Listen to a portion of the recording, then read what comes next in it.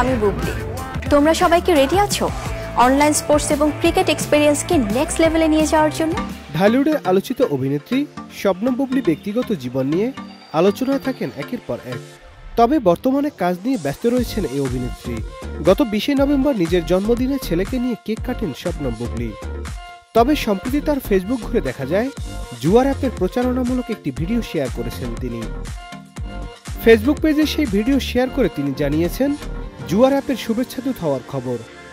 প্রচারণামূলক সেই ভিডিওতে বুবলিকে বলতে শোনা যায়, সুযোগ হাতছাড়া করো না মেগা ক্রিকেট ওয়ার্ল্ডে জয়েন করতে, জেতার আনন্দ উপভোগ করো নিরাপত্তার সাথে। সাধারণত চিত্রনায়িকা শবনম বুবলি তার ফেসবুক পোস্টের মন্তব্যের ঘর সবার জন্য উন্মুক্ত রাখেন। তবে জুয়ার অ্যাপের প্রচারণামূলক এই ভিডিওটি পোস্টের পর মন্তব্যের ঘর বন্ধ করে রেখেছেন তিনি। ক্রিকেট থেকে শুরু করে ফুটবল, বাস্কেটবল, টেনিস। 22 নভেম্বর শুক্রবার রাতে ভিডিওটি পোস্ট করার পরপরই সমালোচনার মুখে পড়েন তিনি। কেউ কেউ বলেন বুবলিও তাহলে জুয়ার অ্যাপের প্রচারণা শুরু করলেন। সম্প্রতি পিনিক নামে একটি ছবিতে চুক্তিবদ্ধ হয়েছেন বুবলি। এতে তার বিপরীতে নায়ক হিসেবে থাকছেন আদর আজাদ। মাম্মারে মাম্মারে মাম্মারে খেলা হবে। Nadim Hasan, channel I.